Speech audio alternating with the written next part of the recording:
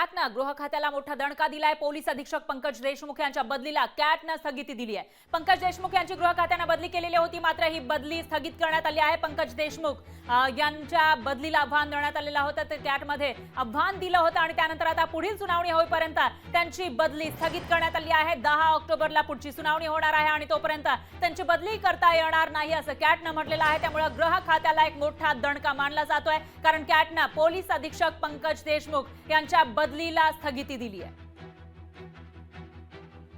आणि या विषयाची माहितीसाठी आपले प्रतिनिधी चंद्रशेखर भांगे आपल्या सोबत जोडले गेलेले आहेत।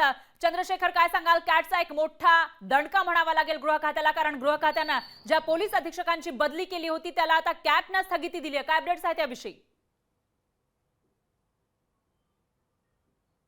नक्कीच फरा, खरं तर 2011 बॅचच्या IPSचे पंकज देशमुख हे अधिकारी आहेत आणि 7 महिन्यापूर्वीच त्यांची पुणे ग्रामीणच्या पोलीस अधीक्षक पदावरती नियुक्ती झाली होती। खरं तर कालच्या गृह खात्याच्या IPS बदल्यामध्ये त्यांची बदली जी आहे ती पुणे ग्रामीणवरून मुंबईमध्ये पोलीस उपायुक्त या पदावरती झाली होती आणि या बदलीच्या विरोधात स्वतः पंकज देशमुख जे आहेत ते कॅटकडे त्यांनी धाव घेतली होती आणि कॅटने या सगळ्या बदलीच्या निर्णयाला स्थगिती दिलेली आहे। खरं तर पंकज देशमुख यांच्या जागी पुणे शहर पोलीस उपायुक्त संदीप सिंग गिल यांची नियुक्ती जी आहे ती पुणे ग्रामीणच्या पोलीस अधीक्षक पदावरती करण्यात आली होती। खरं तर गृह विभागाने जे आहेत पंकज देशमुख यांच्या बदलीचं कारण जे आहे ते त्यामध्ये समाविष्ट न केल्यानं खरं तर त्यांची बदली जी आहे ती बदली स्थगित करण्यात आलेली आहे। 7 महिने हा जो कालावधी आहे तो अगदी अल्प कालावधी आहे। एखाद्या अधिकाऱ्याला 2 वर्षाचा पूर्ण कालावधी झाल्यानंतरच त्याची बदली जी आहे ती दुसऱ्या ठिकाणी केली जाते, परंतु पंकज देशमुख यांची बदली मुदतीच्या अगोदर केल्यानं त्यांनी कॅटकडे धाव घेतली होती। गृह विभागाला हा कॅटचा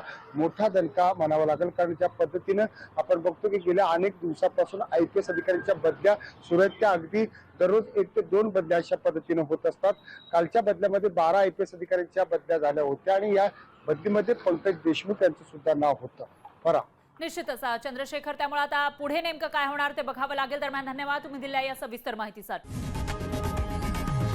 लोकशाही मराठी ऐका, पहा, जागरूक रहा।